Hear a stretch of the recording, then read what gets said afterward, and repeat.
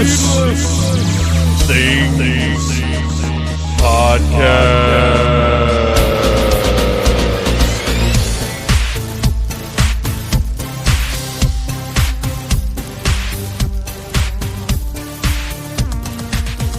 Hey, Phantomaniacs, welcome to the newest episode of the Needless Things Podcast, where we talk about toys, movies, music, and all manner of pop culture dorkery. I am your host, Dave, and this is it. It is finally time for the heavy metal needless commentary featuring our special guests, Dan Kelly and Evil Jim. It's a great movie, a great time. I kind of want to watch it again right now, and it's been over a month since we recorded this thing. I'm a little itchy to watch it again with everything that we discussed sort of in my brain rattling around. But now what we've got to do is figure out what our October needless commentary is going to be. I need to get on scheduling for that right away because obviously, everybody gets busy in October. Ryan has tons of stuff going on with the Casket Creatures, so get on their page and see what's going on there, as well as the release of their new EP, Folklore. It's going to be amazing. I talked about it last week, so you should go check out last week's episode, Nicolas Cage match, if you didn't hear me talking about it then. What I'm going to talk about this week is I had the opportunity it wasn't an opportunity. I freaking paid to buy a ticket. I don't know how much of an opportunity that really is. But I saw Three from Hell, Rob Zombie's new film, the continuation of the saga of the Firefly family that we met in House of a Thousand Corpses and continued to follow in The Devil's Rejects, which is one of my favorite movies ever. And I was so relieved because I was expecting nothing. Rob Zombie, I love pretty much everything he does, but he's had some ups and he's had some downs. There's some stuff, albums and movies and other projects that I just don't like as much as other stuff that he's done. But I really, really enjoyed it. It delivered, I think, at the top level of what it could deliver. It blew me away with some of the performances. I enjoyed the story, and as perfect as the ending of The Devil's Rejects was, this didn't feel like an unearned thing. It felt like everybody wanted to get back to these characters, and they did, and that it was fun and it was worthwhile, and I really, really liked it. And I had already ordered the soundtrack on vinyl from Waxwork Records, which I think it's still available. They released House of a Thousand Corpses, Devil's Rejects, and Three from Hell. They put the pre-orders up on the same day, and I think they're all still available. They're all great soundtracks. Devil's Rejects is particularly great to me. I listened to that one a lot. But the cool thing about Three from Hell is it also includes the score by Zeus. I don't know exactly who this person is or how their name is pronounced. Apparently they've produced a lot of things for Rob Zombie, and as much fun as I had watching the movie, the score was awesome in spots, but I can't say overall I was just like, oh wow, this is incredible. But after listening to it on its own, it's amazing. There are lots of different styles. But anyway, I don't want to go on and on about that. I'll just say if you can get your hands on a copy of the Three from Hell soundtrack and you're a fan of Rob Zombie stuff, you should absolutely do that. It's very cool. I don't know if it's available. It's got to be available digitally somehow, right? And as far as... So the Three from Hell was only 3 nights. Monday, Tuesday, Wednesday. They had a different event each night. Monday we got posters, and we got the last we didn't get the last poster. So here's the deal. I had bought 4 tickets to the show. Ryan and Nicole went with me, and I had bought a ticket for Mrs. Troublemaker, but due to unforeseen circumstances, she was not able to go. So we got there, and they had 4 posters left. So we got up there. We had 4 tickets, 4 posters. I mean, in general, I feel like, well, I paid for it. I should get the thing. But this was a little different situation to me. So I said, you know what? I'll just take one it's fine. And Ryan and Nicole did the same thing. They're like, well, we're married, we live together, we don't need to. So we passed the final 2 on to the people behind us, so they got posters they would not have otherwise have gotten. And that's the kind of stuff that I like doing, and Ryan and Nicole are the same way. They're kind people who sort of innately look out for other people, and that's what I try to be. I'm not that always, but I try to be that. So we watched the movie. It was great. Tuesday night, I can't remember what the gimmick was, and then Wednesday night they did a double feature of Devil's Rejects and 3 from Hell, which would have been really cool to go to. But, there's other stuff going on in my life. I don't necessarily have time to just go see a movie twice, especially when less than a month from now, apparently, it's coming out on 4K and Blu-ray. And I'll cover that in our weekly article on needlessthingspodcast.com called Home Again every single Tuesday. And apparently people don't know about this because I keep seeing messages like, oh, I wish I'd known this movie was coming out. And I'm like, dude, go to needlessthingspodcast.com every single Tuesday and I tell you all the best stuff that's coming out on 4K and Blu-ray. So put that in your bookmarks or on your calendar or whatever you got to do, because what the deal is, another website used to have a post every Tuesday of all of the movies, like all the movies that were coming out. Now, I'm not going to do all the movies because I can't pretend to give a shit about stuff that I don't give a shit about. I try not to be disingenuous like that. But I pick like the coolest, best genre stuff that's coming out, stuff from Arrow, stuff from Vinegar Syndrome, Shout Factory, but also just comedies and big releases that I'm interested in. And I call the top stuff, and I run down every single Tuesday everything that's coming out. So go to needlessthingspodcast.com on Tuesdays, and I'll tell you what's coming out and what you need to run to the store to buy or order from Amazon or however you want to get it, so you'll stay on top of this stuff. And here's the key thing that usually is what gets the comments. I mention all of the different special editions that are available from all the different retailers. For instance, last week John Wick 3 came out, and I covered the different steelbooks. I think it was the Walmart one that came with the adjudicator coin. Like, I'll let you know what you need to buy, what you need to look for, because physical media is still king. Nobody can take away your ability to watch those discs. So that's how we feel here at Needless Things. So there you go. That's 3 from Hell. I think October 15th is when it is supposed to come out. There's a little confusion online right now because a couple of sites already have it listed. Our pals at Blu-ray.com have it listed, but pre-orders are a little difficult to locate. I ordered my copy from Target. I'm not super thrilled about it because it says it could arrive up to 5 days after the release date. I would much rather order it from Best Buy, who tends to get things to you early. But there is no listing on Best Buy. There's no listing on Amazon. Target's the only place that has the 4K up for pre-order, and I don't know exactly what's going on there, but I went ahead and did it because I don't want to take any chances, because the way this stuff goes, you never know what's going to run into, like, licensing issues, production, who knows? And I may not even get my copy from Target if there's a problem that bad, but I figure if I jump on it, I'll cover my bases. So that's enough about 3 from Hell, I think. Oh, and my review. It's not enough about 3 from Hell, because you can read my review of 3 from Hell on needlessthingspodcast.com. So go check that out, too. I posted this past Wednesday. I think that's really all I've got intro-wise. Not a whole heck of a lot is coming up right now. We're in the middle of September. So really it's just a matter of hunting the toy aisles, looking for all of the stuff that happened to coincide with back to school. I know we've got a Force Friday coming up relatively soon. And you know what? It just now occurred to me. Maybe I'll try and get Adam Paulus back on for a mini-cast about Force Friday. That'd be interesting, right? You guys would like to hear that. And other than that, getting ready for Halloween. We've been watching horror movies. We did all of the Friday the 13th movies except for Part 8 and Freddy vs. Jason. Me and the missus marathoned everything with a few guests here and there, and had a great time. We had a blast, and I think we might do the same thing with Nightmare on Elm Street in October, because I haven't actually watched all of those movies marathon style in a few years, and I think it would be fun to do so again. I might order that.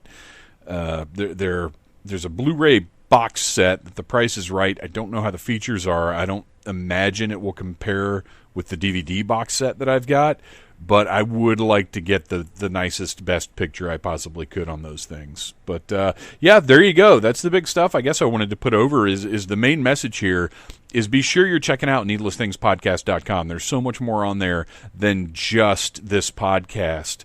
Toy reviews, like I said, Home Again is where you can find out all about the physical media releases that are happening every single week. Once a month I do a rundown of Previews Magazine from Diamond Comics, which is all the best toys and collectibles headed to comic shops and mainstream stores near you.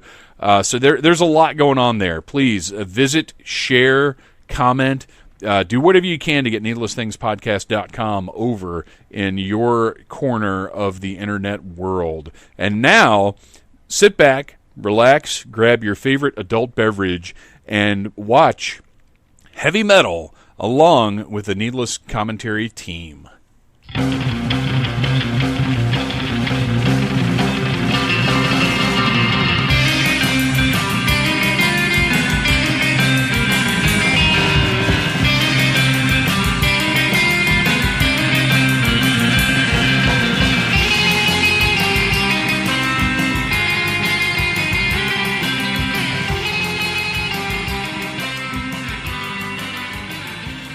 Jim, what do you smoke?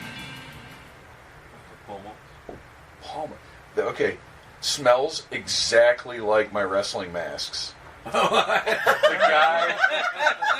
guy that makes my masks is like a chain smoker. Oh, right. And they would come in the mail, and you'd open them up, and I didn't know what brand, because it was obviously cigarette smoke. But I was like, this isn't like Camel or Marlboro. I know those. So obviously, Iron Man Mike Woody is a Pall Mall man. That's hilarious. Yeah, I just got really nostalgic for a second. I was like, oh, what is going on? I think it's remarkable that you can tell different brands apart. Since I quit smoking, my sense of smell and my taste are incredible. I quit it's crazy. 10 years ago, and my sense of smell is like, it's like superhuman. We both quit as soon as we found out she was pregnant. We both stopped. That was it. All right, so we're not here to talk about Pall Malls and wrestling masks and pregnancy. Although all of those things could conceivably fit into this movie. They're in there somewhere. We are here to talk about this. This is one, Needless Summer is in full effect, but two, we're on the road to Dragon Con, or at least some of us are, and I don't know that there's a movie that symbolizes everything Dragon Con stands for better than Heavy Metal. So we've got two very special guests with us today that have actually been here. You guys were here for two of the best commentaries we've ever done. Yeah. First, we have our good friend Dan Kelly, who helped us with the review of Prequel, the Ghost album. What? And also was here, witnessing at least our Blue Hawaii commentary. And Heavy Metal. When I said, I can't remember who suggested Heavy Metal. I don't remember if it was you or Jim. Probably Jim. And but when I mentioned it to you, and I was like, you know what, let's do a star-studded spectacular with both of you here, and you were like, I'm in. And on the other side of the room, because we can't have two suns shining this bright right next to each other, we have the legendary Evil Jim, who was here for Kiss Meets the Phantom of the Park, one of my favorite commentaries that we've done. And now Heavy Metal. Sir, are you ready to provide some insight? Sure. I was 16 when it came out. Man, prime age, I right? was stoned, and we were in the movie theater, and it was awesome. Well, we'll get around to everybody and our first experiences with the movie. But for those listening at home, you're here with the commentary team. Unfortunately, Arian is not here. He is teaching underprivileged children in Botswana how to play tennis, so he could not join us for the commentary.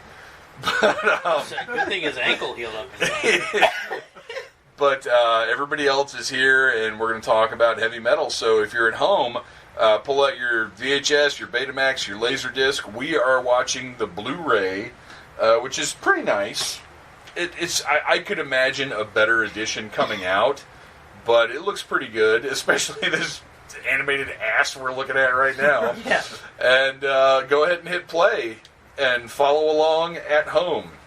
Oh, I need to turn the subtitles on. Follow along as good as you can. Yeah, well, right, yeah. Put that doobie or blunt or whatever your preferred nomenclature is down for just a second, and hang in there. Do we even have... Are there no subtitles on here? Maybe under languages. There we go. Look how smart. All right, it's like we've done this before. English SDH. What does that mean? Is that like a Swedish hardcore band? English SDH. Have you noticed that? How like the Swedish bands? Okay, I hope that's the right button. There we go. Okay. Fortunately for me, who has never done any kind of intensive research into this movie, we have our Googleologist, Red Ranger, sitting here ready to go to explain. I have a whole host of theories that are proven by actually just watching the movie. It turns out if you just watch the movie, it ties it all together. Yeah. It clears up all of the theories. So did you know there's a theory about a green orb that runs throughout this whole film? It ties it all together. If you look closely, you can see it. Yeah, it's kind of an Easter If egg. you You might really miss it. pay attention, Yeah. you'll notice the green orb seems to represent evil. Yeah. Yeah. There's a lot. And Rodger Bumpass is in this. Which Can is I a change my tremendous name name. to Rodger Bumpass? I think Rodger This name Bumpass would be ever. annoyed if you did that. I think Maybe. it's pronounced Bumpass. I apologize for the... I think you're right. I think it's a French name, much like Jean Giraud. Rodger Bumpass, who is also the voice of Squidward.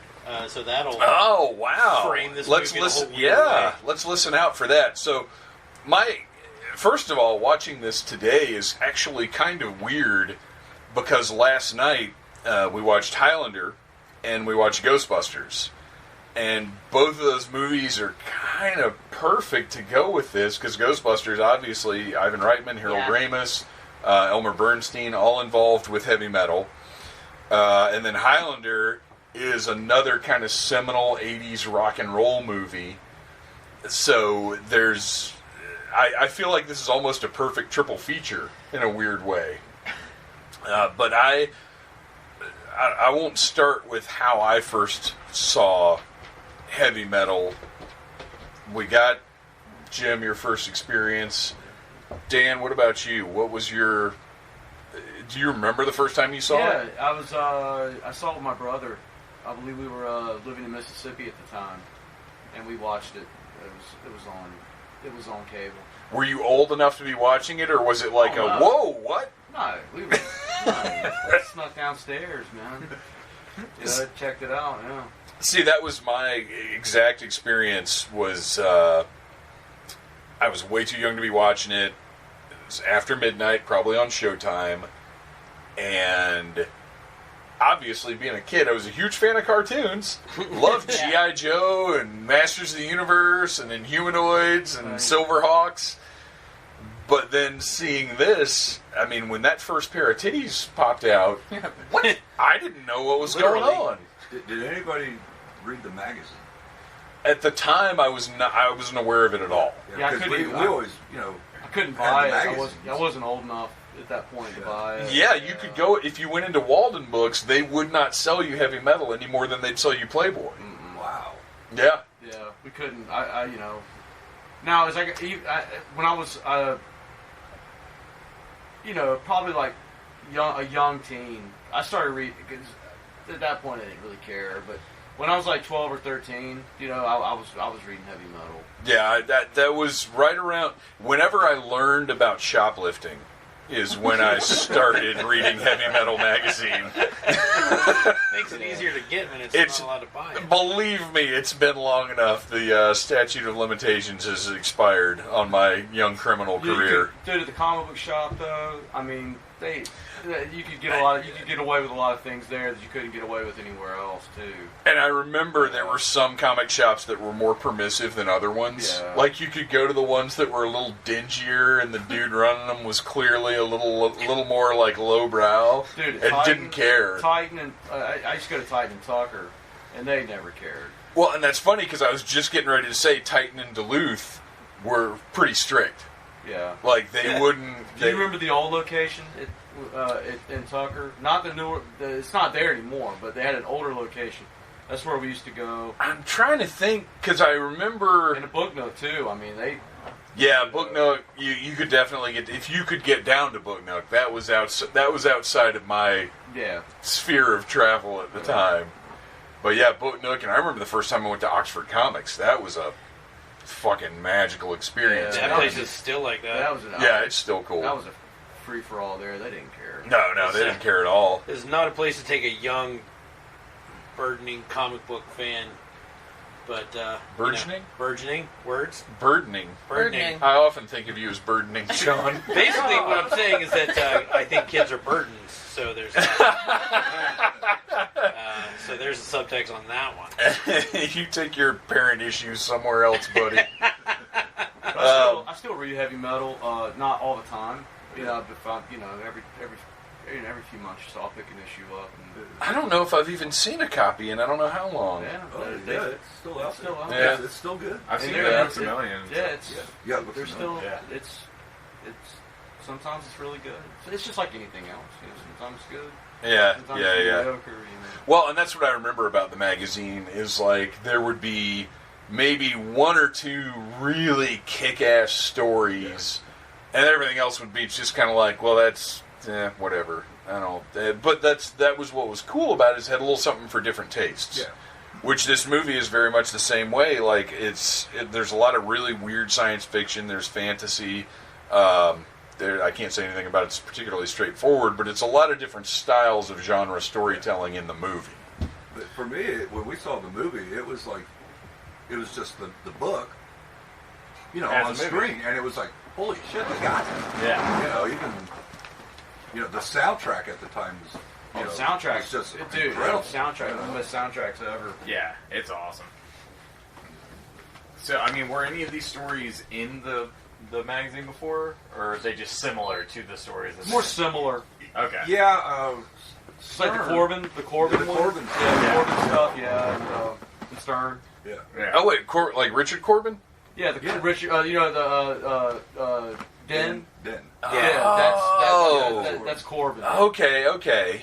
And I was always a huge fan. I was into art a lot. And it's weird. Some of his stuff I love, and some of it doesn't. Like I didn't love him on Hellblazer.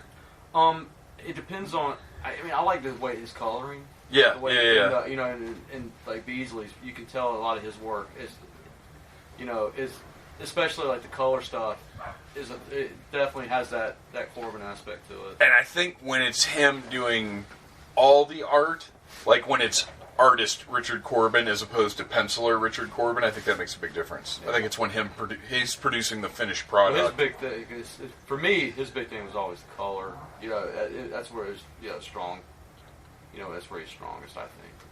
So Ryan, before we get to when you first saw the movie, you guys, I had to step out and let the puppies outside earlier, but on our first run through, you guys were pointing out that this first story here is sort of familiar. Yeah, I mean, it's pretty much the same as The Fifth Element, or The Fifth Element's the same as this. I don't know. Sean, didn't you say there's a lawsuit? Yeah, there was a lawsuit, and I can't find the details on it because I'm bad at stuff. But Googleologist. You got plenty of time. I know. It's okay.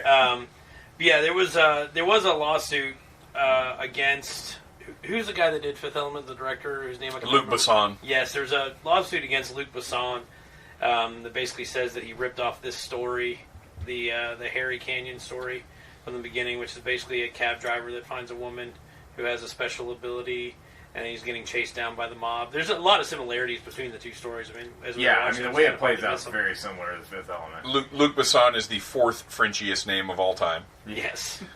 Because Luc is spelled L-U-C. Oh yeah, it's not even all the letters. There's even a sphere of evil. Yeah. Yeah, I mean... It's, like, very similar, which I never put together.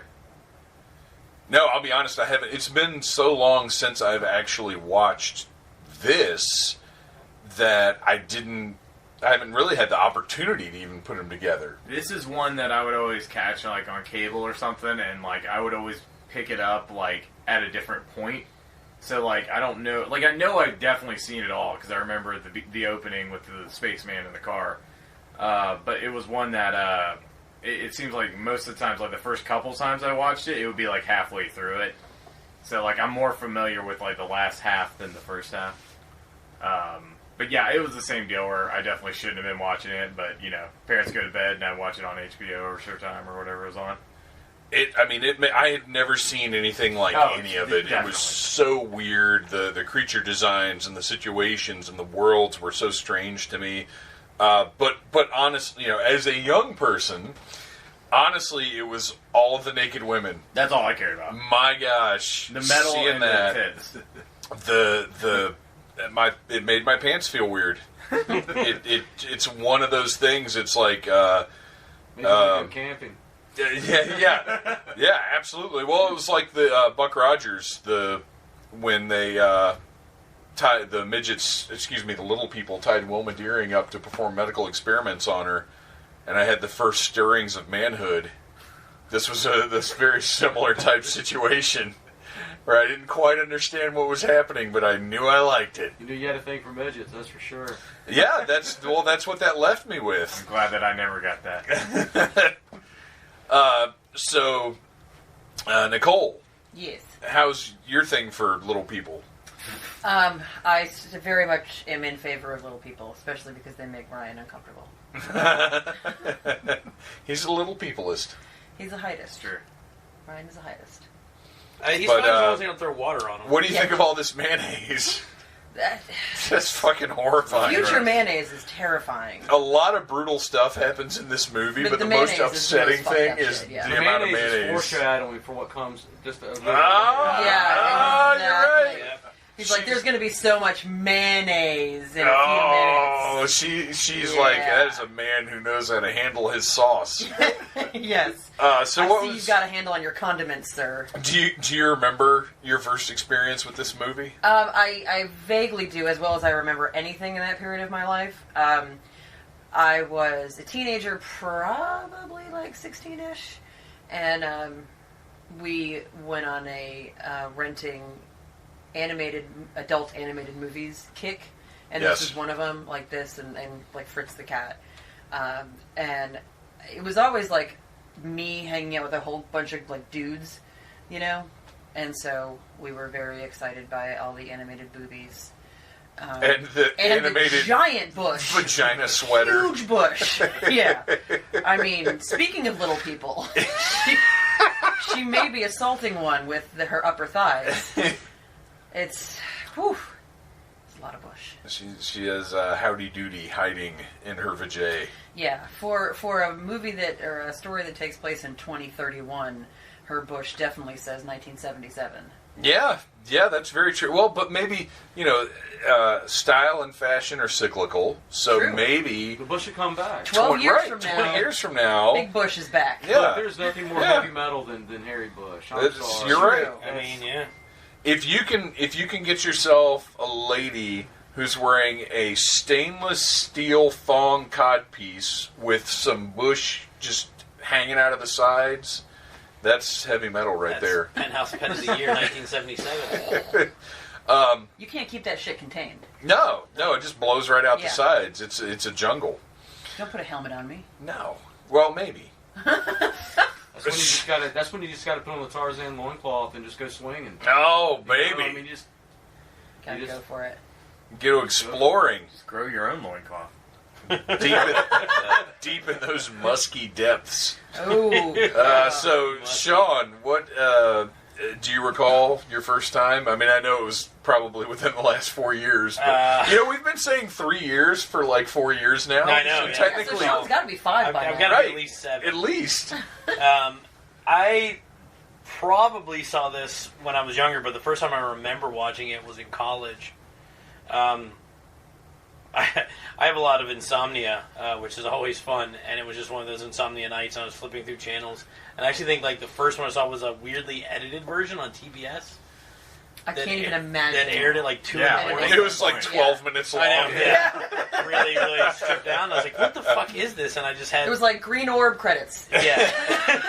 And I was like, I don't understand anything that's going on, and I just assumed the TBS had edited it, and then I saw the whole thing, and I was like, well, now it makes even less sense. Yeah. But at least technically worse. There are boobs in it. Then it was like green orb boobs credits. But I was somewhat familiar with Heavy Metal, the magazine, because my uncle had it, and like in the attic in my grandmother's house were stacks of like a few issues of Heavy Metal and National Lampoon and all that stuff, and Mad Magazine, and so I was kind of familiar. I was like, oh, well, this seems familiar, and I recognize this logo, so... I eventually came back around to it. And then since then, it's become one of my favorites, and I watch it fairly regularly. Like, I think I've watched it within the last couple of years, just for shits and giggles. Yeah, it blew my mind, obviously, the first time that I saw it, and I didn't know what it was. That was another thing about back then, is like, you saw something on Showtime, and you couldn't just look it up on Google and figure out what you were watching or what is this? Where did it come from? It was on Showtime and that was the end of it. And you had to hope maybe you saw it again or you catch the credits and see what the hell the movie's called. Right. So I saw it maybe a couple more times over the years, and then, as the internet came around and as conventions became a thing in my life and geek culture kind of became a bigger thing, I was obviously more aware of it then. But my last memory of it prior to today is watching it several years ago and kind of not being as impressed. And I think it was me being a little cynical and me being a little spoiled by modern animation. But whatever it was, I was completely insane and wrong because this movie's incredible. Yeah. Sitting here watching it on our first run-through, it's just mind-blowing. Not just the visuals and the different styles that are done with the different animators, but the music as well is so interesting to be applied to this fantasy science fiction style. And I can't speak, I wasn't really conscious of what was going on with music in 1981. Well, I would say, in 81, this totally makes sense. Right, and that's the thing, is it's of its era. Sabbath, Well, and that we'll get to it later on, but fucking Mob rules. Oh, yeah. Oh, my gosh. Yeah. That some of the Dio Sabbath stuff is my favorite. Yeah. It's so fucking Well, and I've got a little aside about that when we get to that scene I want to mention, because I have a entertaining Sabbath recollection that makes me look kind of dumb, but I don't mind sharing that stuff. Well, speaking of looking dumb, I actually have a correction. The lawsuit that I was referring to was actually between Mobius and Luc Besson over The Fifth Element. That sounds reasonable. For the design and stuff, and the accusation was that Luc Besson had ripped off the Incal, which in reading about that, because I had just started reading the Incal, that's when this came up, and they're like, oh, well, actually, The Fifth Element looks like it's ripped off a bunch of different shit. Have you seen Heavy Metal? And I was like, oh, okay, so the lawsuit was indirectly how I stumbled across that comparison and hadn't made it myself. So there we go. Corrected. Well, midstream. I like how her clothes evaporated so we could get one more titty shot in before she died. Yeah, the dude just evaporated. Yeah. Well, women's clothes are different in whatever year this is. For sure. That's true. In 12 years from now. Yeah, they're very sensitive to laser... Yellow laser lights. Yes. I'm pretty excited about 12 years from now. Laser lights. There's going to be titty lasers everywhere. But bush is going to be gigantic. Huge bush. Giant huge bush. That's why they're not as worried about the clothes being so delicate, because they know they've got like bush. 3 inches of bush covering everything up. And Velcro, duh. Yeah. I don't really know what you're referring to. You're just going to Velcro that right up into the bush. Oh, jeez. That would cause tangles. That is horrifying. That's the future is what I'm saying. Wow. So Velcro vagina pants. That's what's going to be going on. That's my new band.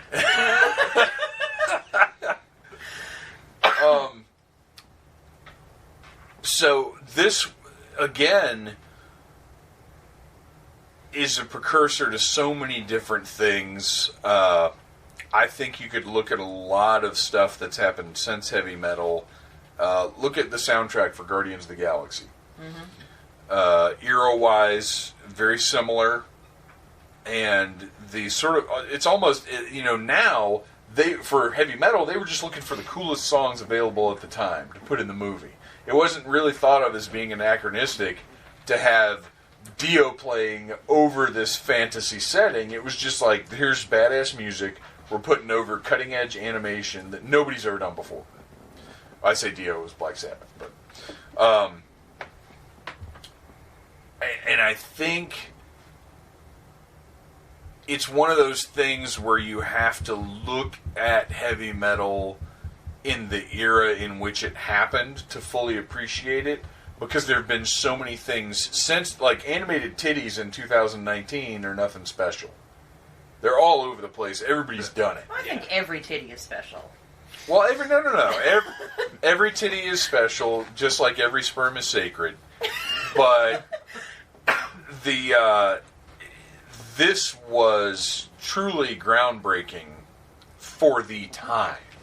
Now we've seen so many imitators and so many things that have been done just like it, that seeing it out of context is kind of, I won't say it's unimpressive, but you don't really get the full impact. Like if somebody just showed, and look, I'm not showing Phantom Jr. this movie anytime soon, but if I did, he'd be like, so what, I've seen this shit before. Right. There's this internet thing. It's animated titties, man, come on. And Magnum dongs. Yeah. But Connor's almost 13, too, so, I mean... I know when I was watching way worse at 13. Oh, dude. Well, and that's the consideration that I've had. Like, I think back to this kind of stuff, and when I watched it, and I wasn't sitting there watching it with my parents. No. It was all, and that's why, like, if I'm thinking about watching a horror movie, or showing Phantom Jr. a horror movie, I'm like, I didn't watch Friday the 13th with all the titties and stuff with my dad sitting next to me. Yeah. So I don't, like, that context is weird and different. But we did watch Friday the 13th Part 2, and he thought it was pretty awesome, so what are you going to do? That's awesome. Now let's talk a little bit about his rescue technique. Don't worry, baby, I got your feet. I got your feet around my neck as I swim away, so I'm getting choked out. I mean, I guess it's good he's holding his breath anyway, so. But, yeah, as Nicole pointed out when we watched it, if he comes and puts his head above water, her head's still underwater the entire time because she's upside down. I can breathe fine. He's like, look, I swam us over here. You got to do a little bit of work with your giant brown nipples. Huge space. Flowery nipples. Flowery literally look like how you draw rose petals. Flowery Nipple a town in North Georgia? Yeah, Ryan grew up there. Yeah, actually. He grew up in Flowery Nipple. I was in Oakwood, but it was right next to Flowery Right next to Flowery Nipple. I don't know about you guys. I tend to be a big fan of big brown flowery nipples. Well, who's not? Who isn't? Really? You can go to, you guys mentioned Books A Million. I'm sure you can go purchase the big book of big brown flowery nipples at Books A Million today. Mention Needless Things and you'll get 10% off your purchase. Just be sure you ask for the big book of big brown flowery nipples. That's a finger in the butt. Yeah, there were 2 spots there where he was very clearly... He's about to go in for the second. Right. Yeah. But like, on your first date, to go right for a finger in the butt. He's like, I'm going for the shocker. Well, it's very modern. See, one cool thing about when we saw this when I was a kid, it made me want to read the magazine. Yeah. So it was kind of the reverse for me because I saw this first, and then it made me want to actually read the magazine. But so. If I had been aware that there was a magazine, I absolutely would have wanted to read it. And that's because I wanted to I found it's just watching this as they made me want to find out more about Corben and stuff like that, and the art that I appreciated. So. Well, and I'd say watching this now, it is compelling, and I would like to see more from these characters. Like, these are cool characters that they introduced to us. I'd like to see more adventures of this guy. There's a whole bunch of them. Big dork guy. Yeah. Yeah, it's interesting stuff, and I like that it's little slices of this fiction that's so interesting. And that guy looks like Gray Yakface. Well, and he's going to cut off his ding dong. I mean, aside from the nudity, large chunks of this are kind of just He-Man. Oh yeah, I definitely get a He-Man vibe from this. Yeah. And there's definitely a Battletoad up there with its He-Man got the vibe from this. Yeah. Right. Yeah. Right. Well, yeah. Yeah, the blending of fantasy and science fiction is absolutely. I don't know that I've ever heard anybody involved with Masters of the Universe say, "Well, we saw heavy metal, and we figured if we covered all those titties up, we could probably get a pretty good toy line out of it." See it. But if you follow Mark Taylor online, that's a totally different episode. But I mean, the whole, they wanted to make Conan toys, and they Conan was going to be R. So right. So, but then you got to think of look at what was big at the time. Star Wars was huge. So it's like, hey, let's take the the barbarian aspect, the fan, and slap the science fiction with it. Yep. Well, everybody was looking, because at the time Star Wars was really thought of as fantasy. Yeah. And at the time, everybody was looking for the next big fantasy thing. And they did, man. They made it work. It was huge. Has there ever been? I feel like, given the amount of interviews Lucas has done, was he a fan of heavy metal or Metal Hurlant? He had to be. I know he was so deep into all the nerd stuff back in the day. Yeah, he had to be. I feel like it would be weird that if he wasn't. I think he was for anything, any kind of creative science fiction or science fantasy or. Well, and that's the other thing is back then, it wasn't as widespread as it is now. So if you were a nerd and if you were into this stuff, you were probably into all of it because there wasn't much of it. Yeah. Like, you got anything you could get your hands on, you were probably digging and checking out. Whereas now there's so many different types and things out there. Right. That's what made Famous Monsters so awesome, because you could see images from. You couldn't. There was no internet. There was no. There was a lot. There wasn't. It's not like you just go anywhere and see that stuff or read about it. Well, I would think how many times you would see Famous Monsters and you'd never seen the movie. Yeah. Because you couldn't see the movie. Right. But yet you knew it. Yeah. You could see it that way, it was a different time. I mean. Well, and that's the magazines back then, like Fangoria and Starlog, like all of the magazines that covered genre stuff back then were so special because you got those behind-the-scenes look, or even just, like you said, just having a still from a movie was awesome because we didn't have ready access to any old thing we wanted to watch. VHS, even if you had, there may not. You try to pause something and it looks like shit. There wasn't any special features usually. Yeah, right. Yeah. Full Moon were the first ones to start putting like behind-the-scenes and stuff at the end of the cassette. But prior to that, there was no making of. There were no still image galleries where you could get a really good look at Batman's costume. Look, I didn't know what the fuck the 1989 Batman costume looked like until 10 years ago. I mean, really long. You watch it in the movie and you're like, it's a black costume. It was hard to see it. Yeah. It was a dark movie. Yeah, you don't know. It's got the stitches down the back of the cowl where they sewed it in. You don't realize all the detail that's in the gauntlets. You just know the fins are there. So, all those magazines back in the day, that was our only source of information for the stuff that we loved so much. And heavy metal being the source of this movie was this almost weird. It's funny to think of, like, was Starlog the magazine covering this animated movie based on magazines. Yeah. And that was the culture back then. It was just so much more focused, and at the same time, I feel like the community was probably much tighter because everybody was into all the same stuff. Like, you were into the same stuff George Lucas was into because that was all there was to be into. Yeah, now there's almost an embarrassment of riches. There's so much stuff that it's impossible to keep up with everything. Where back then, it was like, once you're in the group, it's like, oh, have you heard of this? You had heard of this? And you're immediately like, when thrash was the biggest metal in the band, we all knew our biggest metal in the world. We all knew every fucking band. Because once you were into that, it was like, oh, you got to listen to this tape and this tape and this tape. So he fucked the color out of her nipples, apparently. Yeah. They were gray, then clear. Now they're like a pinkish brown. They were gray again just for a second, and then they're back to being She's brown. got magical space nipples. So I got to run upstairs and check on the doggos. I'm going to leave you guys with a discussion question.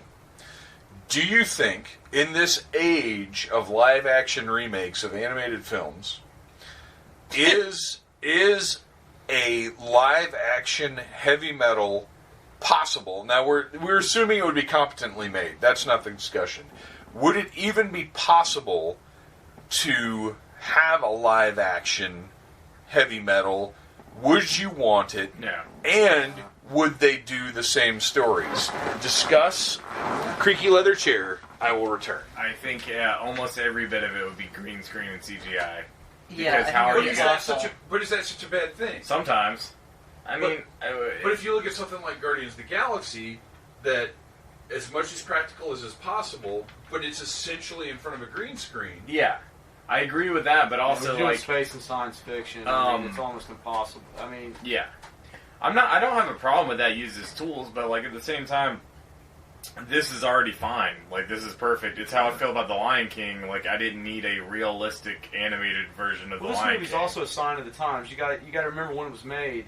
You're going to lose. I think if you made it now, you're going to lose unless you had somebody that had a vision to keep it. Yeah. Keep it where it needs to be. I don't know. I don't see it ever happening. I think to an extent, you could probably make the case that what they've done with Game of Thrones was not unlike some of the serialized stories that were told in.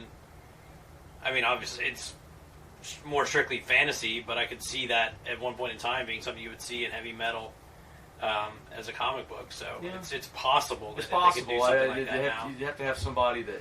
It had to be in the right hands. Yeah, I think that they would just do different stories if they did it. Yeah, I think the world has changed. Now, if you made Heavy Metal 2019, that's... But then it'd be confusing, yeah. I saw Heavy Metal 2000, it wasn't good. You gotta think about the music, too. It's like, I mean, that's... Oh, God. Yeah, what I would don't the even want to music be? think about what the It'd be music terrible. would be. I don't think it should be. Sometimes things just need to be what they are. Yeah. I agree. The risk if they did it now is that you're going to have at least one scene with 5-finger death punch, and then, well, that's just going to be awful. Yeah, and, everybody's got to get upset about gratuitous nudity nowadays. You don't like 5-finger death punch? Yeah, that's like half those guys are all damn movie. Yeah. I feel like you can't have nudity for nudity's sake anymore because everybody just gets upset about it. Yeah. That's the biggest reason that would never happen. That's a good point. Yeah. Because the gratuitous nudity, that's like very obviously because people just wanted to see tits. And not cool the whole PC factor. Yeah. You got to remember, you got to take that into effect. We just have to balance it out. You have to have like X number of dongs for X number of titties, I think. I think if you throw enough dongus in there, you're gonna be okay. You balance it out. Dong and dude ass. A dong for tit count? If this is, let's say this character is played by a naked Idris Elba. Or nobody's complaining. Right. Exactly. Or Terry Crews. Either one. Terry Crews might be hitting up his agent right now.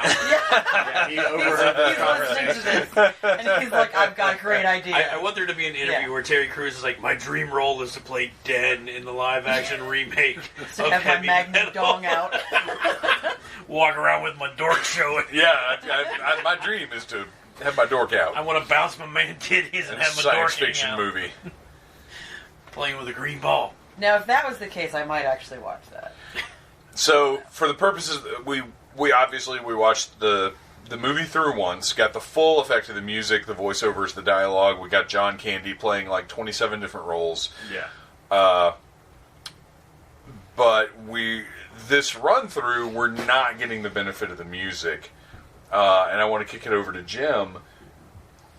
This soundtrack at the time was the shit. Yeah, it was awesome. Like, what is your memory of seeing the bands that were involved in this and, like, the song selection and just sort of seeing, like, holy shit, look at this all put together? We bought the soundtrack, still have it. It was great. The coolest thing, probably for me at the time, is the 2 Cheap Trick songs were done for the movie. They weren't just pulled from their catalog. They were specifically for the movie. They wrote them, from what I remember, they wrote them for the movie. There wasn't on any of the other records. So it's like, man, 2 new Cheap Trick songs. And I don't think Mob Rules by Sabbath had come out yet. I may be wrong, but when the Mob Rules hit on screen, it was like, holy shit, perfect. And I've said it before, and I will always, stay with it. Is like the Sammy Hagar song, Heavy Metal. That's the only song to me that he's ever written that's worth a shit. Because I'm not a Hagar fan. I agree with that. But that, man, I give props, man. That's a badass riff. Yeah, There's a great scream. There's the pick slide. There's everything. And Devo, with them being on there, I thought it was awesome too because Devo was as heavy metal to me as Sabbath in my world because they're just great. And them throwing the go to like the Öyster Cult, which 70s, they're pretty far out there musically, and it made sense. I had no problem with the soundtrack. I thought it was great. Even Sammy's song. Every piece of it is.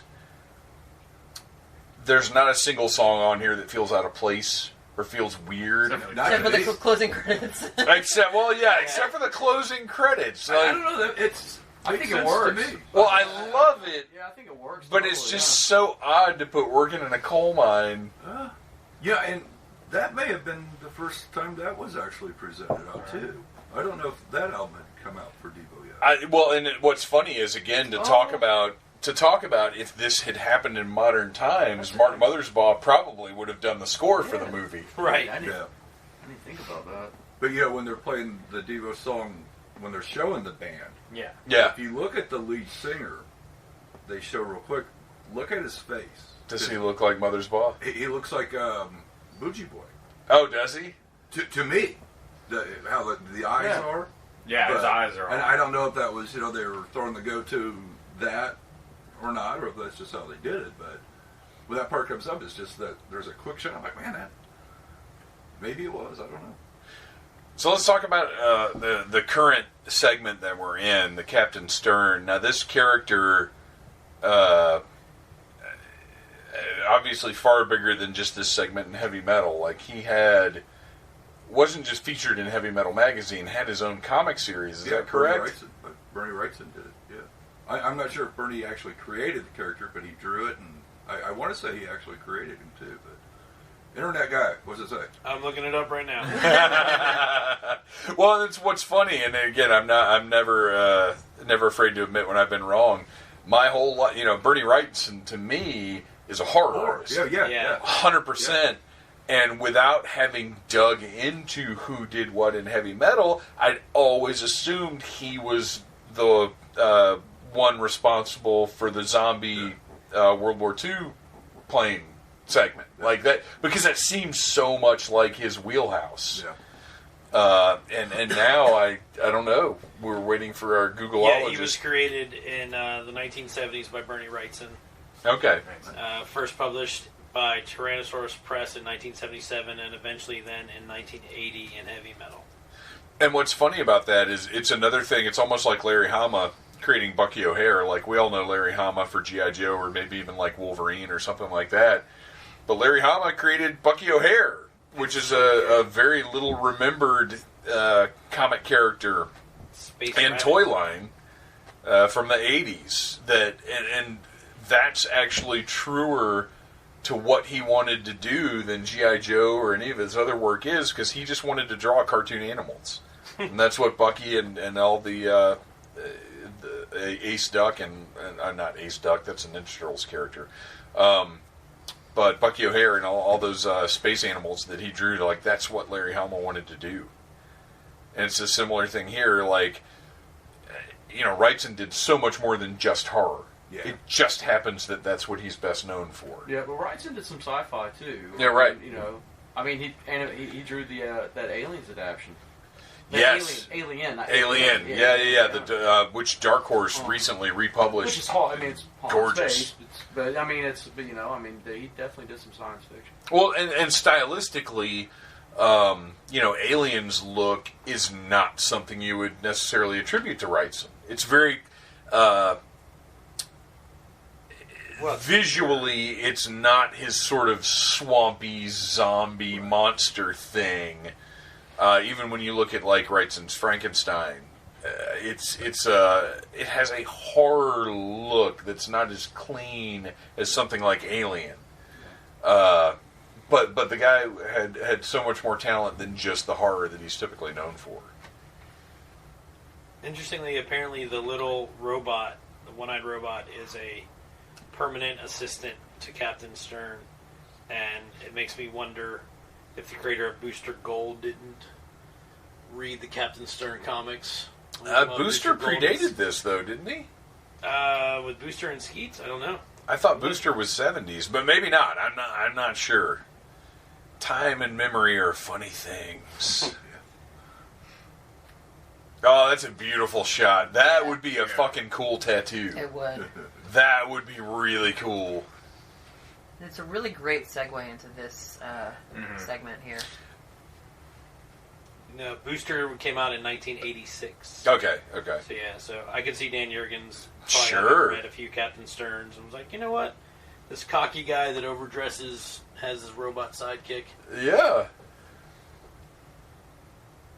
So this is, for me personally, I think this is one of the best animated segments in the whole thing. Yeah. Yeah, it's badass. It's super creepy. I love, like, just watching this plane fly. I could almost just watch this for 10 or 15 minutes. The way that they animated it, and the violence in this one, because it's a little more, it's not fantastical. This is war. Yeah. This shit much happened. Realistic. And this happened. Up to the point where the evil orb appears. This is all stuff that humans went through, and it's the way they depict it is sort of taken that way to me. It starts off very serious and very grim. And in my head, this is almost sort of a companion piece. I don't know if you guys remember the show Amazing Stories? Yeah. There was an Amazing Stories episode that was World War II pilots, and they were in a similar situation. The belly gunner was a cartoonist. And at the end of the episode, he ends up drawing wheels, or drawing landing gear on the plane, because landing gear's been shot out and saving the whole plane. But anyway, it's a great episode. It's one of the best episodes of the show. I didn't appreciate it as much when I was a kid because it was a little more grounded aside from the end of it. But this and that sort of go hand in hand to me because you're dealing with a belly gunner in a World War II plane. Now, obviously, this one goes in a very different direction and has a much more grim ending. But, think about World War II being only like 30 years in the past. Yeah. I mean, that's kind of wild. I think I saw this. It was, you go into a bar and they have TVs just showing random shit. And before I really knew what heavy metal was or understood as soon as I was watching it. I had no idea what it was. I think I just assumed it was an Iron Maiden video. Sure, let's play Tail Gunner over this. Yeah. Right. Well, and not every, but like 1 out of every 3 industrial nights I went to when I was younger were playing this on the wall of TVs. Oh, you know? Yeah, naturally. This was, you almost couldn't escape it if you were going to any kind of like, DJ dance nights or anything like that. 80s Night at the Masquerade, like once midnight hit and they went to the industrial night, like this would pop up on the screens. I remember that. I went to some of those. Oh, dude, I've there is a sort of invite-only special event at Dragon Con that I've been DJing for the past 3 years.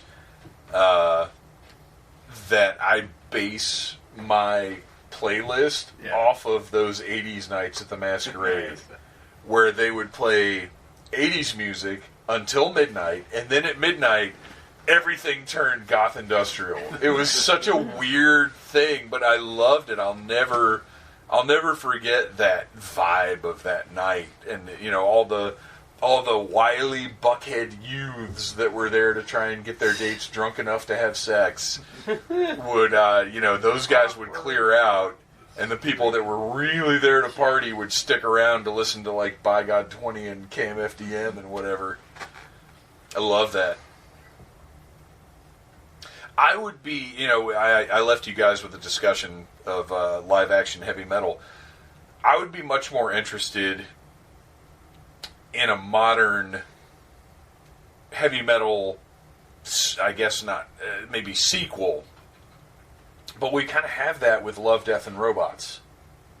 Yeah. Which is really, really Which good. is amazing. Yeah. The only thing missing is probably the music. Yeah. Which don't get me wrong, the score that they've used on that series is great, but it's not this. It's not cool. And granted, there's no music today that I think is probably... That's what we were talking about in the discussion, is the music, is there anything that's just... No, there's nothing that would be as cool as what's in this. And look, I'm not even a huge fan of most of the bands that contributed to this, but it's not about that. It's about how cool it is for them to be part of this project. It's about the era. You got to think about when it was made. Right, exactly. That's a big part of it. Well, and also I keep forgetting, particularly young when I first started seeing this, the heavy metal magazine doesn't necessarily have anything to do with heavy metal music, other than coincidence. Like, it's not a magazine about heavy metal bands or music. Yeah, where did the name even... Because it was Metal Hurlant in France. Yeah, and they just changed it to heavy metal for some reason in Britain. I don't know why. I guess because it translates roughly to that. I don't speak French. I don't know. And I don't know the origins of why it's called Metal Hurlant. This segment also reminds me of a movie I just saw recently, Overlord. Oh, yeah.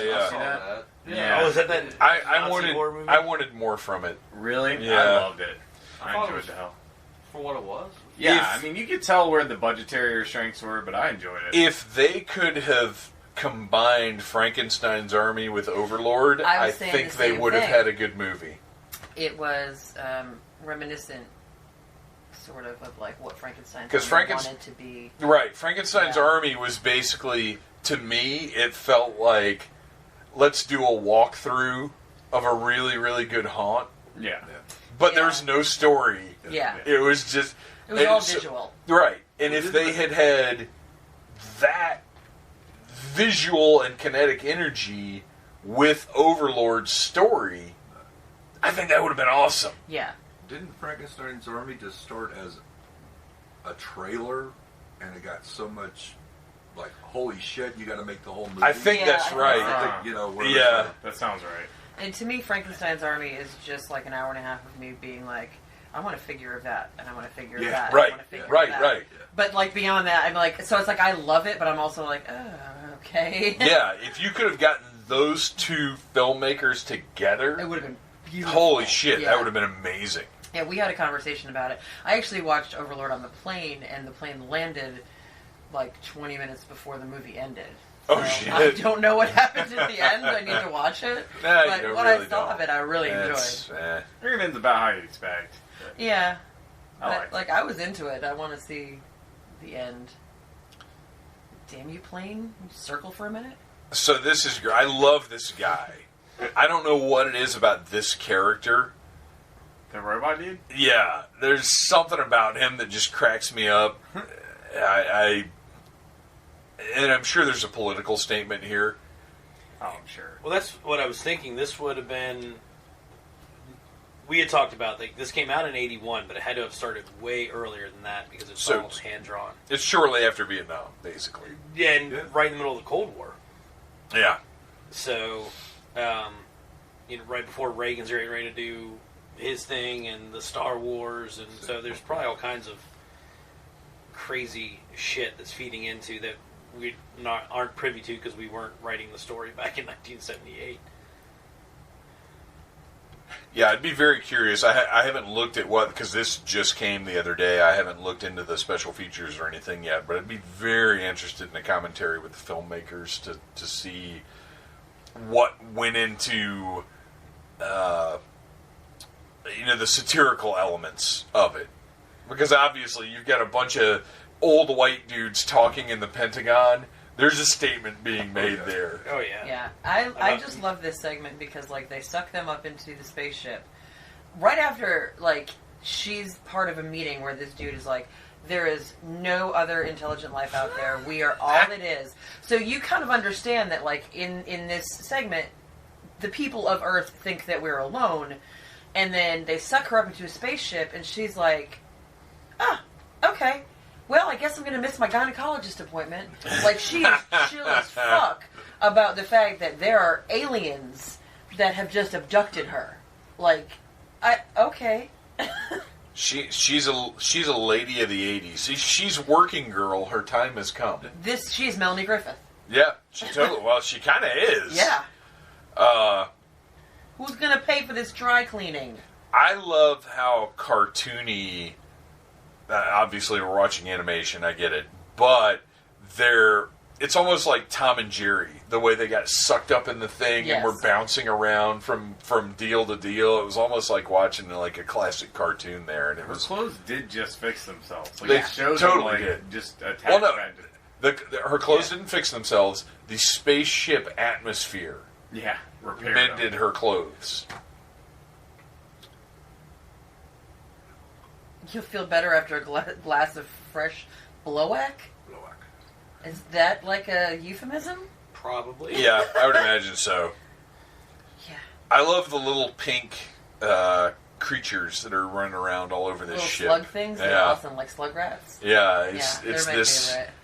Like, this ship is not clean and pristine. It's this dirty cargo barge and they're type about to thing. snort It's like a space few coke off the stoners. floor. Right, these guys are not up on their pest control. No. And that really is Dead Mouse's helmet, just minus the ears. And one of these guys is Harold Ramis. I think it's the green one. Yeah, it's the green one. Okay. Again, that Ghostbusters connection. And then the Cocainotron 5000. Space Coke. Was it plutonium? Plutonium Nyborg. Nyborg, right.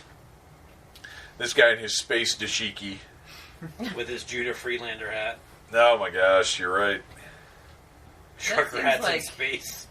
It seems like too much Nyborg. I feel like it's a lot. Yeah. Like, I get that they're being funny about it, but that's still a lot. Yeah. Does Harold Ramis' character do it through his head? He does. Yeah, he's got like 3 head noses. He snorts it right into his brain. I'm sure there's a National Lampoon, connection with it as well. Yeah. High Times. Yeah. Well, they kind of sound a little Cheech and Chong-y in their dialogue. Yeah. The Freak Brothers. Oh my gosh, I remember my buddy. Actually, this is the same buddy. This was prior to when we started recording. That was totally the Enterprise. That's hilarious.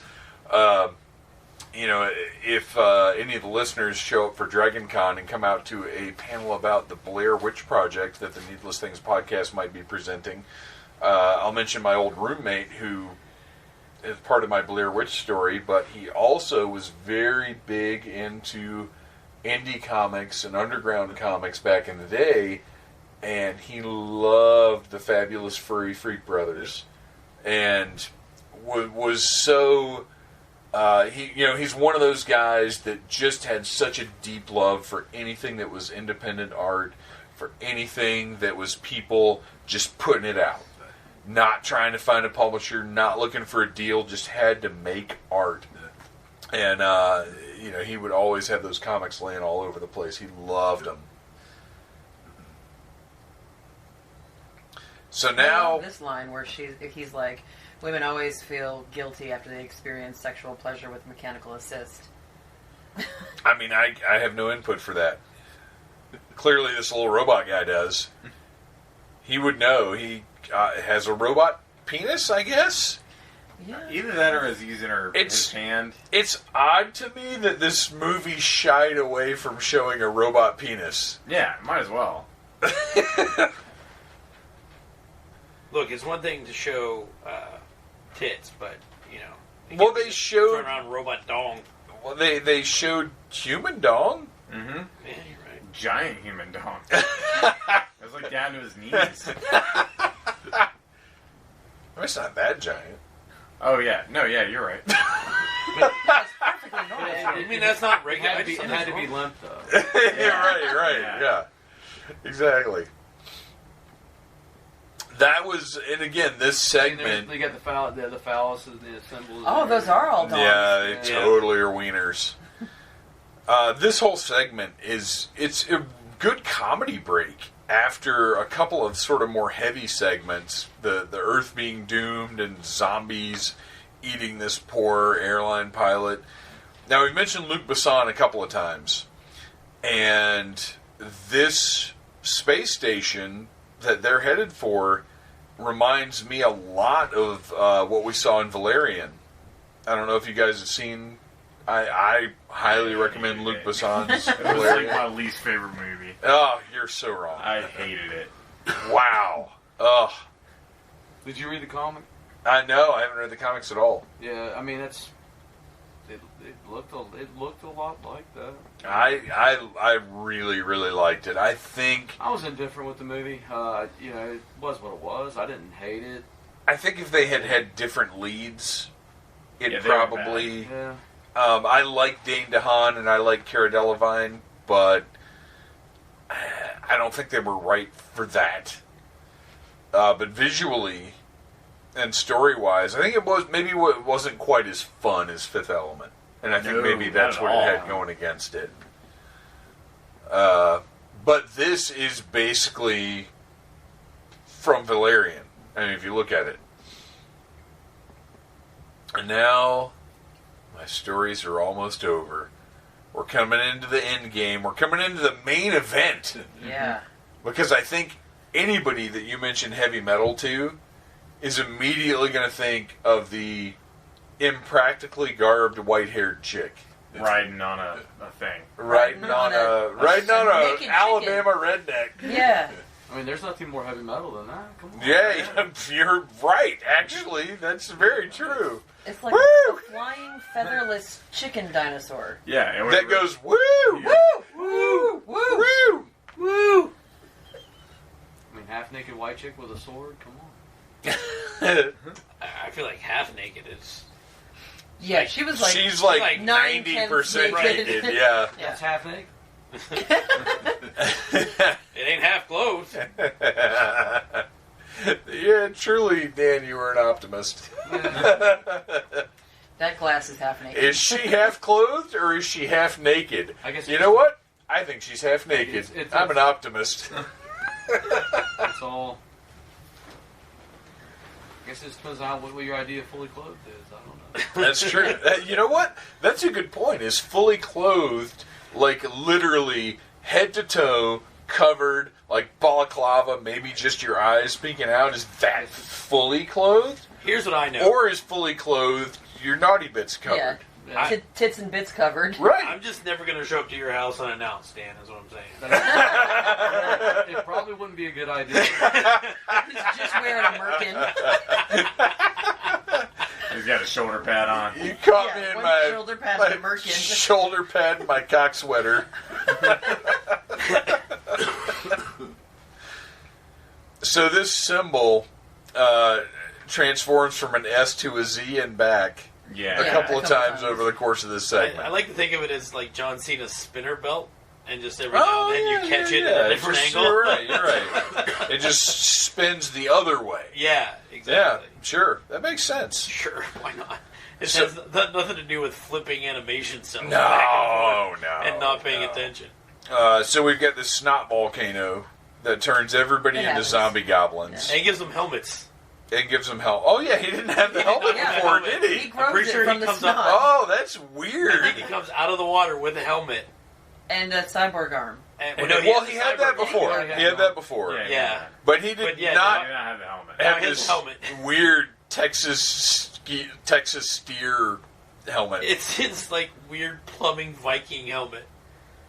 He reminds me of the villain from Toxic Crusaders, but just not fat. That reminds me of the Legion of Doom headquarters right there in the middle Yeah. of the city. Kind of like the dude from. You remember Silverhawks? Yes. Yes. Yeah. There's a little bit of that in there. Oh, the buzzsaw guy? Yeah. Whichever one. Oh, yeah, the one he had. His whole head, though, Yeah. was this like weird dowel with eyes. All right, so these bats with saddles. Yeah, this is where we establish the saddle bats, and this is also fucking Mob Rules. Yeah. Which here is my dumb Black Sabbath story. So I saw this, and this music was what got me most in the movie. I didn't know, at the time I was probably still listening to like Beastie Boys and Weird Al, and hadn't really delved into Sabbath or Dio, either one. And there was a point where I was aware Mob Rules was Black Sabbath. And to me, Ozzy Osbourne was Ozzy Osbourne. I had no awareness of his career with Black Sabbath. And I didn't understand why. The first time I heard Paranoid, I didn't understand why it didn't sound like this. Oh, wow. Right, how weird. Wow. But that's what time does. Yeah. That's, those of us who, I found music through MTV, basically. Like, that's where I discovered music, and Sabbath and Dio were not necessarily present on MTV in that era. And I heard Mob Rules and was aware somehow that it was Black Sabbath. But then later on, when I got, when I was really like, okay, I want to get some Black Sabbath, I remember hearing Paranoid for the first time being like, what the fuck is this? Where's Devo? And not understanding Ozzy's vocals with Black Sabbath. Wow. Right. It's such a bizarre thing to look back and think on now. Yeah. But to me, Ozzy was like Bark at the Moon guy. Yeah. It was totally different, totally separate. And obviously at 43 years old, in 2019, I've reconciled all that. But discovering it out of order later on, that was my experience with it. Wow. I remember when Heaven and Hell came out. What was... that's the first album with Right. Dio. What was your reaction to Dio replacing Ozzy? Well, big Rainbow fans. Yeah. Sure, okay, So okay. Dio had the cred, but it's like, man, he's going to sing for Sabbath. What's it going to sound like? And we bought Heaven and Hell. We put it on. And Neon Nights. And it was like, Dude, yeah, that's he's a fine. jam. Yeah. He'll be okay. Yeah. That's a good opening track. Well, I mean, technically. Oh, wait, we have to stop. This is Ryan's Dragon Con costume. We almost missed it. Yeah. Not that. Not this. Not that. Not this. That would be cool. No, it's not that. No. It's not cool. It's that. Right there. Oh my God. Real comfortable, real breathable. You think about how warm it is in August you in could pull it Georgia. off with a beard. You'd have a nice blue leotard with a pink tux jacket on and a top bow of tie. How the fuck did you get roped into that guy? It looks nothing like me. You were peeing at the wrong time. Yeah, it. Yeah, not you were in out the of the room. Yeah. That's what I So get. that's going to be your If cosplay. it helps, Yeah. Dave volunteered me to do it first, but I won't be at Dragon Con. So. Right. Yeah. My first thought was obviously that's Sean. Right. But he won't be there. Right. And then my heavy metal cosplay is just going to be just nude. Just Well, you'll have a merkin. yes, just a merkin. A merkin and some gray nipple Oh, paint. American. Yeah, I paint my nipples gray, and then a giant Velcro merkin. Huge Yes. bush. Huge bush. That was It'll be actually bigger than any pants that I would have worn. Actually. that was actually going to be the problem if I did wear that outfit, is that my huge man bush would just be coming out the sides. Ah. Right. Yeah, that's true. And then- That's Too true. far. And as we all know, Ryan keeps himself shorn like a newborn. Oh, always. Well, I mean, by comparison, he is a newborn. This movie's older than Ryan. That's true. Wow. Yeah. So, after that little aside, Dan, what were you going to say? Oh man. I got lost. No, I say, well, I love Ozzy, and especially Black Sabbath and all that. But technically, for me, Dio's a better singer. Sure. Yeah. I Yeah. agree. Yeah. They're very different styles. But well, that's what I mean. But especially when Dio's dead. But Ozzy now, I don't care to see Ozzy live. Well, Ozzy I know that's a different conversation, but Ozzy comes up, and I feel like this is cool. I'm enjoying this. This is and now I hear Sabbath or Ozzy era Sabbath, and I'm like, this is cool stuff. I really dig it. But man, anything Dio does comes on, and I'm like, fuck yeah! Yeah. Like Dio is just, man. There's something primal and like energizing about Dio, and I love Ozzy. Yeah. But man, Dio is just another level Dio of like is- fucking testosterone. Fucking Yeah. evil woman, get the fuck out of here. I can Devo listen. was great in Sabbath, but the Ozzy Sabbath rules because the songwriting. oh yeah, And, Yeah. well, and that iconic, stuff too. is and there's legendary. and that's what I mean. Yeah. It's like Yeah, those two that Sabbath stuff is- albums with him are fucking amazing. But I also like Born Again with Ian Gillan. So Oh yeah, You know. that was a good one.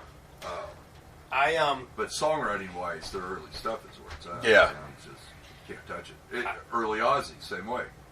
Great I- songwriting. Personally, Everyone remembers this. personally though, my favorite is naked animated titties.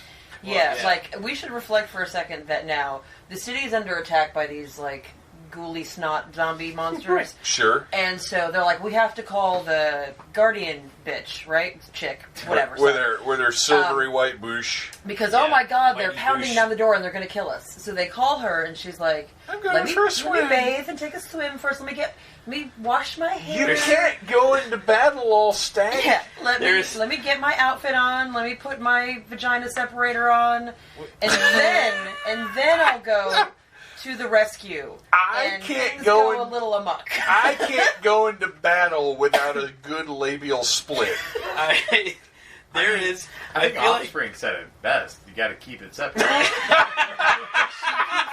separated. It's She also literally has the the magnetic titty holder. only thing they said right. I feel like the statement here might be more misogynistic than the outfit in that women take forever to get ready, even if it's a war. Right, by the time she gets there, everybody's dead. They're like, help, we're dying! And she's like, slowly rolling Right. up a leg thingy, whatever. And it is. rubbing her Yeah. butt. Which boots go All right. with this top? And look, I would like to take this opportunity to point out, I am a huge fan of naked ladies. I'm a huge fan of pervert animation.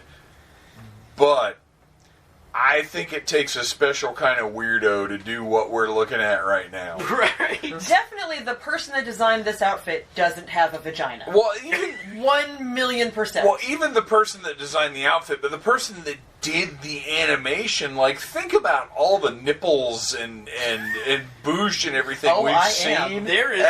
as we've been watching this movie. Like, think about some sweaty old dude sitting there drawing those flower nipples. Yeah, I always related her to a more heavy metal version of Red Sonja. Oh yeah, sure, yeah. That's all I ever saw. I was like, yeah, cool. It's like Red Sonja was like really hot and she got tits. Yeah. I just think it's funny that like they go through this whole thing and then she gets there and everybody's just fucking disassembled. Right, they're all dead because she's standing in the goddess's crotch. Well, it's because she has an 18-piece outfit. Yeah, she has to put on. Red Sonja's pretty heavy metal too. Yeah, Red Sonja is awesome. See, her, I look at as she's such a badass. She doesn't need real armor. She's like, my chainmail bra and panties are enough because I'm so badass. The important parts are protected. Right. Well, and I mean, you look at her compared to Conan, who's wearing a loincloth. Right, Yeah, absolutely. you can't get mad It's at not Red like Sonja the male because- counterpart is any better. Conan is like, it's fine, I got a Kleenex over my dick. And she's... So let's talk about our see Vampirilla. our yellow redneck eagle bat that's flying around going, ow! Woo! Woo!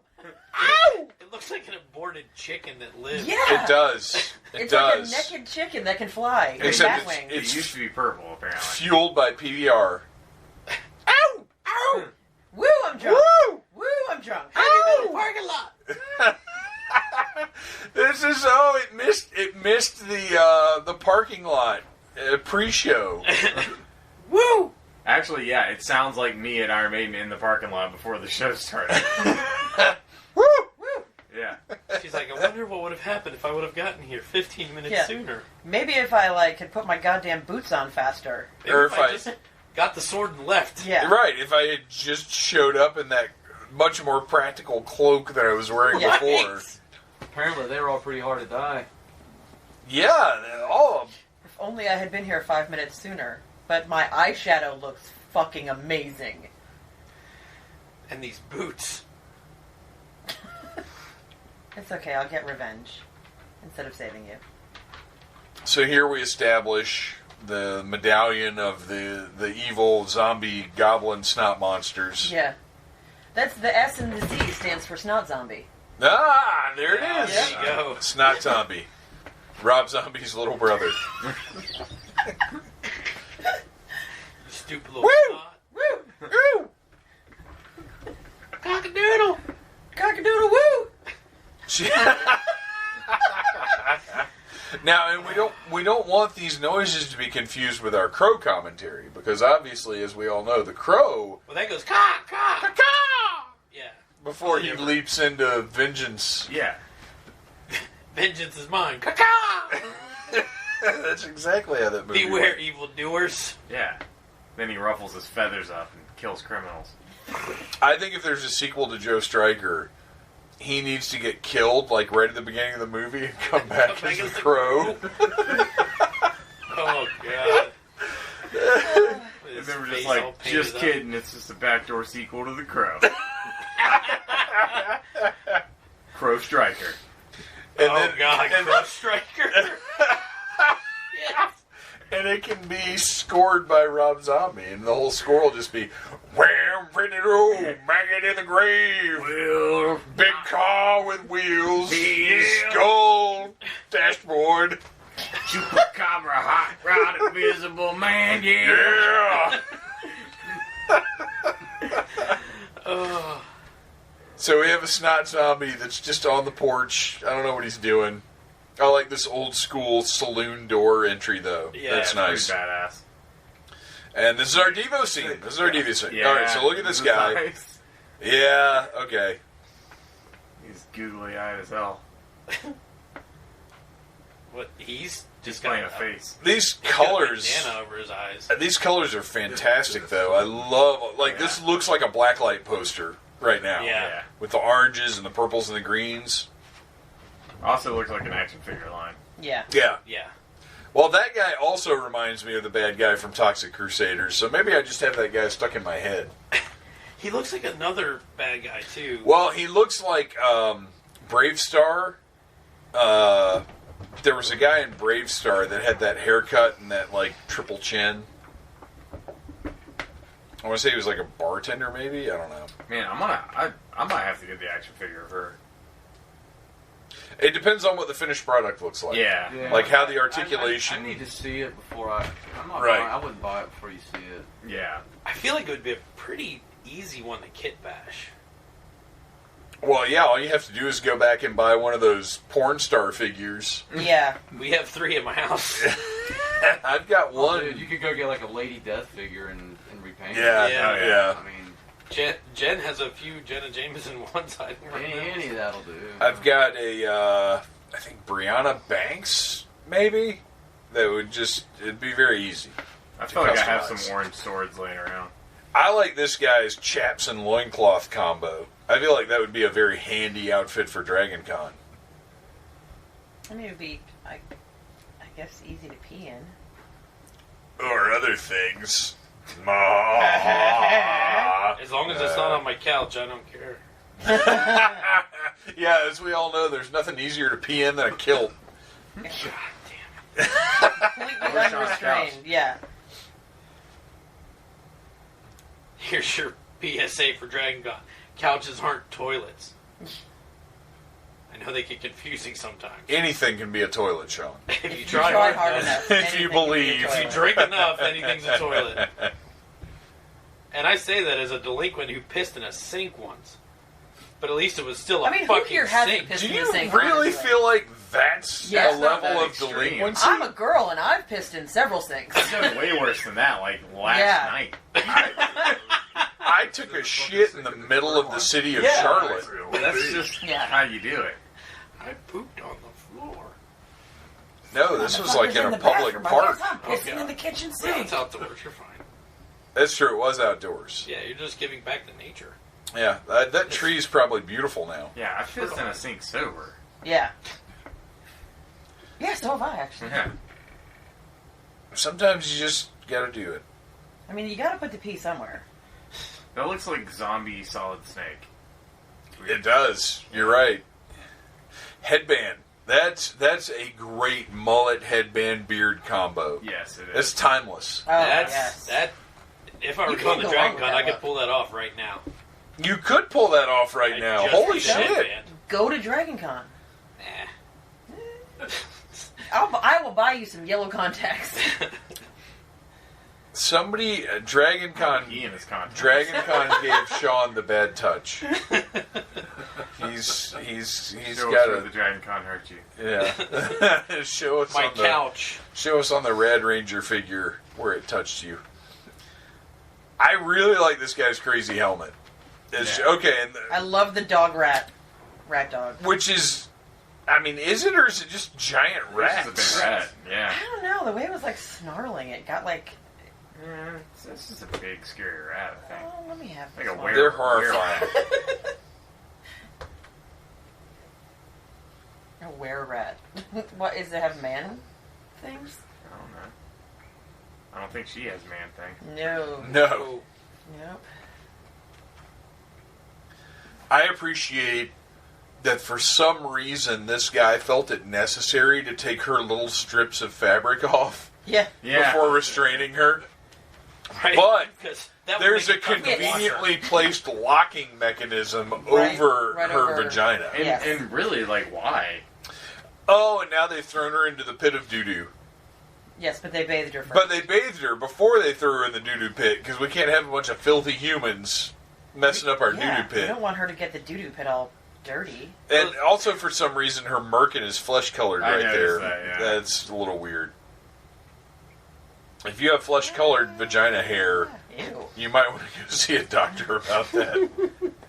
It's a little strange. It's transparent, okay? As much detail, or as much as attention to detail as there have been in female nether regions in this movie, I feel like the flesh-colored Frightening amount of detail. bush is a little surprising. Woo! Woo! Woo! A giant flying chicken nugget. Yeah, Party Pterodactyl is my favorite. I like that they threw her clothes down there with her, though. I guess. I didn't catch that before. All of her slash marks went away. Yeah, well, that's... She heals real fast. Well, that's the weird thing about... That's what's so horrible about the doo-doo pit. Mount the bats. Is it heals you as it covers you in doo-doo. So, like, you just live with the torment of the doo-doo for that much longer. It's hard. That sounds bad. Also, his whip is more like a paintbrush, and it's not really whip marks. It's just red paint. Paint's lines. These will hurt you later. People will think you're injured. I love that. That's great. Oh, no. Oh, no. Party Pterodactyl's been... A pterodactyl? Pterodactyl? Well, the P is silent. It's just artiodactyl. Tardydactyl? I don't know. I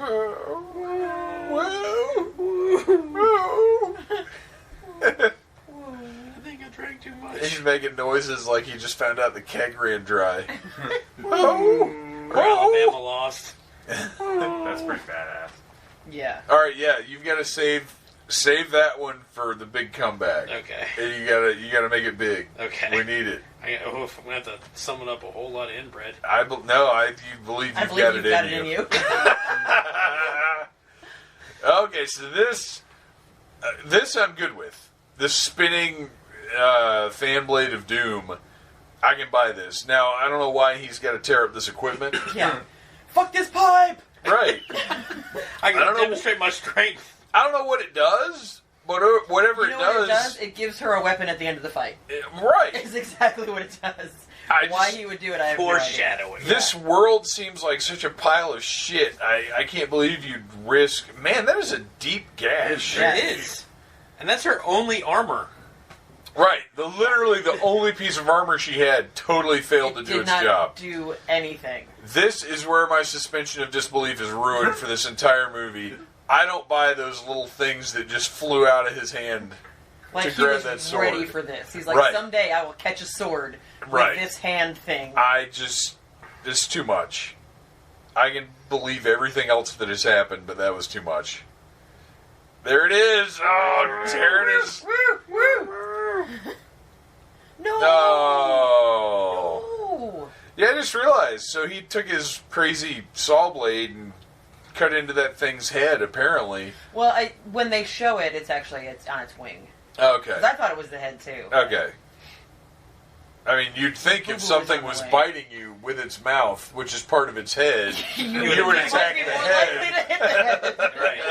Kind of like she's doing here. Yes. That was phenomenal. She just punches through the head. And immediately, zombie snot blood cleans off right away. It evaporates in oxygen. Yes. Presuming oxygen is even here. I don't know. Mama. Oh, he hands her the sword, too. He's like, here's your sword that sword. didn't do shit for you. Yeah. It's true. This is the dumbest version of Excalibur ever. I don't know why she's like, fuck this saddle. Because she wants to feel the beast between her labia. Betwixt. Yeah. Seems like a bad idea. Make my nethers roll. It's not, alright. Roll Tide! I think that's how they sound. I think you're right. I think that's UGA. I mean, that was the movie. We actually turned the movie sound back on for a second. For the bird to go, Roll Tide! I thought he was more of a War Eagle guy, but... No, that's War definitely... chicken! Look, it's all Alabama. They're very confused. And this is literally the same effects from the Masters of the Universe movie. Yeah. Which you can go back and... we did a commentary on that, right? We did, because that's here. where my name came from. Oh, okay, yes. Yeah, so you can go back and verify that those are literally the same effects. As is this. By listening to this audio medium, you can go back and verify. Yes. The connection. The video. Yes. Well, I think at the time we said, those are the same effects from heavy metal. Oh, okay. I'm pretty sure that happened. If not, you can go back and edit good it if that's what we said. We're the best. Yeah. We're the best at this. Yeah. At what we're doing right now. I agree. Nobody's better. Nobody can watch movies like us.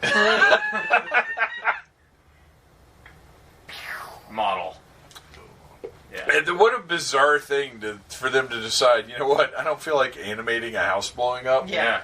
Let's just go over to Richway and get a dollhouse. And blow that shit up. And put some green That's tint. fun. Yeah. I feel like we could recreate that. Yeah.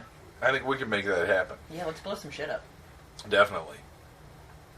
Maybe if we do the second semi-annual Jason Olympics, we'll blow some shit up. God, that was fun. That was fun.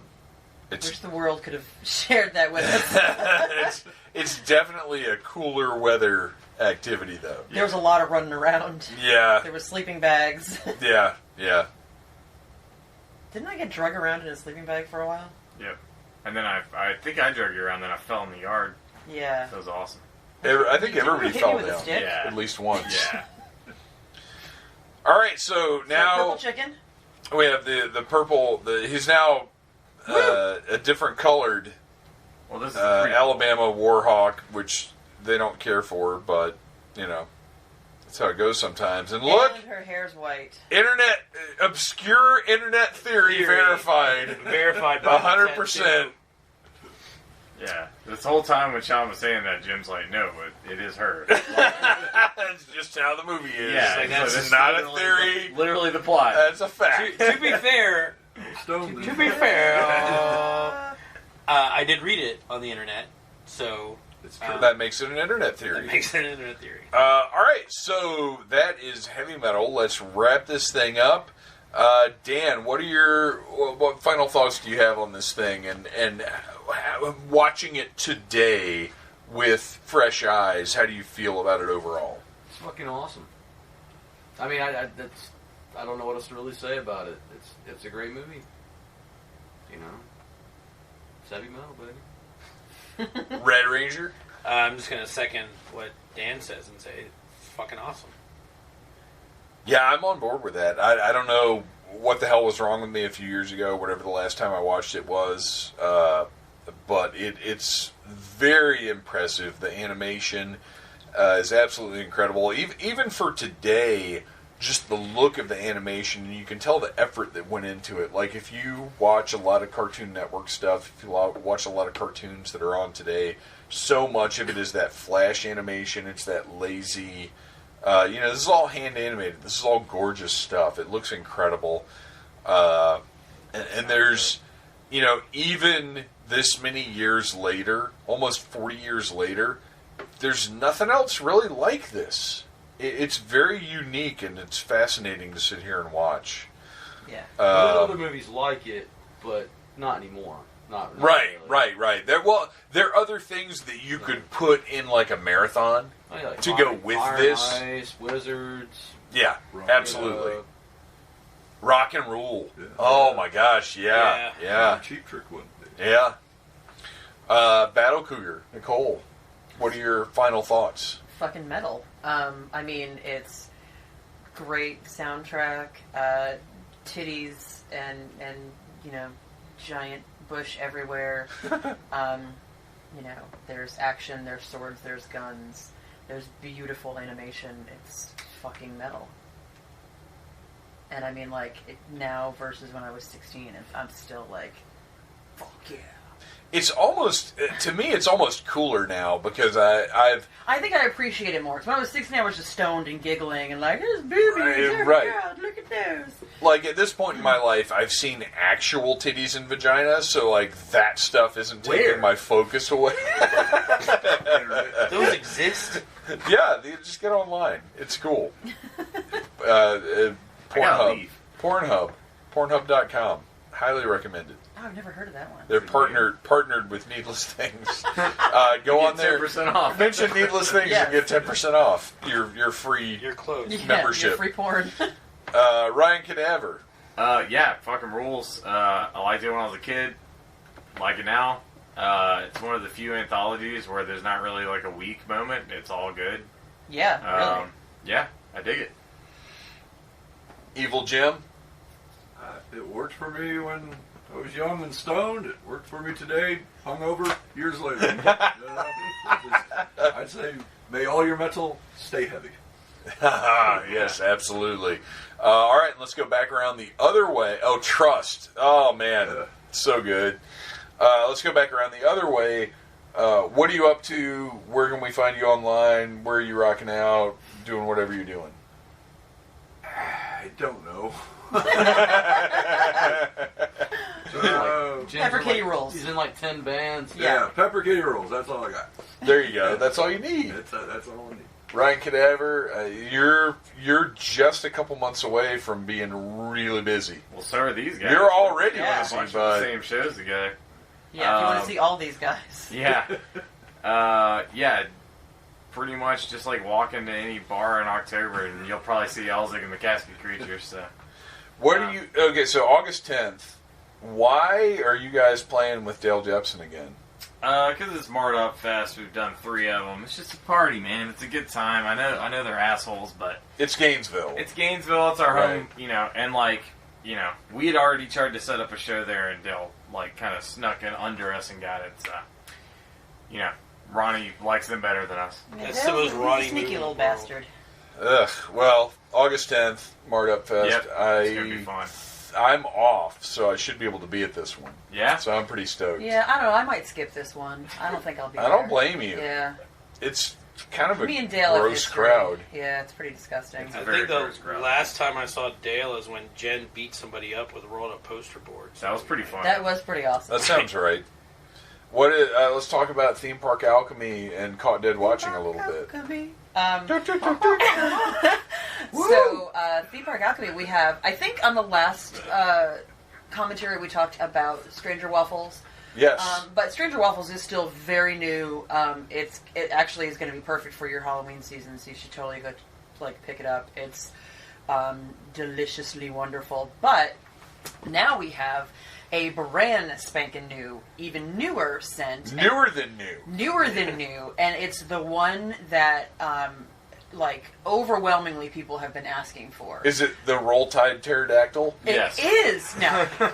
This is our show of love and honor to the Pirates of the Caribbean ride. Yarr. It's called Pirate's Curse. It's wonderful. It smells kind of like the sea with a little bit of gunpowder, a little bit of tobacco.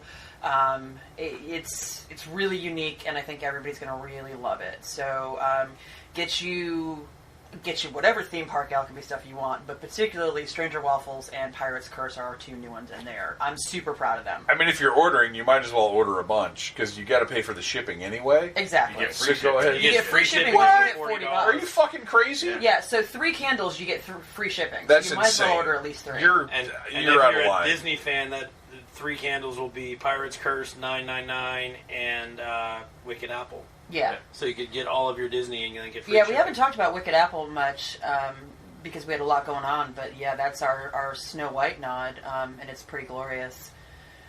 It's apple with a little bite to it.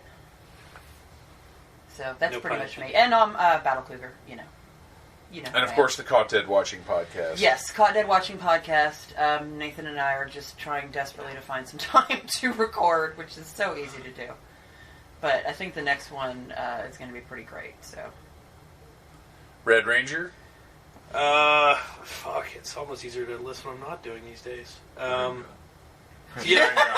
Needless Commentary. Needless Commentary. Yeah, there you go. You just showed up today because we've got cool people here. Well, in titties, so there's that. Starting August 9th, I will be a semi-regular contributor on Theme Park Pulse. I'm doing some work with Main Street Mouse. We're launching Jen's Store, Smells Like Cheese. Working with Theme Park Alchemy. Eventually we'll do my own website. Maybe, one day. Teaching people how to do all this web shit that I do. So, yeah. And Red Ranger's Radical Radcast every 2 weeks. every 2 weeks. Sure. With Ryan. Yeah. It's going good. Ironically, Theme Park Pulse will be every 2 weeks, but I don't have to edit it, so that makes it easier. And finally, Dan, what are you up to? Where are you rocking out? What's happening? Oh man, we got a bunch of stuff coming up. I can't really rattle it off right now, off the top of my head, but you can go to Elzig, on Facebook, and we'll have all the dates coming up listed there. Or you can just go to You go to Dan Keller's. Yeah, it's the same dates. Casket Creatures. I'm sure we'll be there, listed there as well. But we got a lot of stuff coming up. Halloween season's going to be we're going to be busy. Mm-hmm. Yep. Awesome. Well, thank you guys for coming out and watching heavy metal, and let's all go home and dream about animated titties and thick, full cartoon bushes. Woo! Roll Tide! Roll Tide! In the event that you have not been keeping up with the Needless Things podcast, which is quite frankly unthinkable, that episode was supposed to go up prior to Dragon Con, part of the Road to Dragon Con kind of thing that we do around here, but there was so much other stuff on the Road to Dragon Con that one had to take a little detour and wait until now to be posted, which kind of makes it even more fun because I didn't totally remember everything that we talked about or how much of a fun episode it was, so it was nice to revisit it. And now you guys get to enjoy it, or you guys just enjoyed it, I guess, for the first time. It's great. So please, from the intro, I'm going to call back and recommend that everybody visit needlessthingspodcast.com, share it with your friends. If you go there and you read a post that you enjoy at all, please share it on the internet, Instagram, Facebook, Twitter, wherever you share content. Let your friends know about needlessthingspodcast.com. Now, if you go there, you read something, you don't enjoy it, don't share that one, but look for another one. You'll find something you like, whether it's a toy review, updates on what's happening with physical media, anything at all. Just share that stuff all over the place. We're after our move to WordPress about this time last year, as a matter of fact. We are trying to rebuild our regular viewership, or whatever you call it, online, which right there, the fact that I don't know what the heck to refer to it to is a good sign that I'm not great at this stuff. But we're trying to rebuild our audience. WordPress is a far, far, far superior way to host. I don't regret changing it a minute, but we lost a lot of traction with that move. So help us out, you guys, because I know you love us, and I love you guys. Thank you for listening to the Needless Things podcast. You're the best. You can find the show on iTunes, Stitcher, Downcast, or in the ears of a Trader Vic's employee. Love you. Mean it. Uh-huh.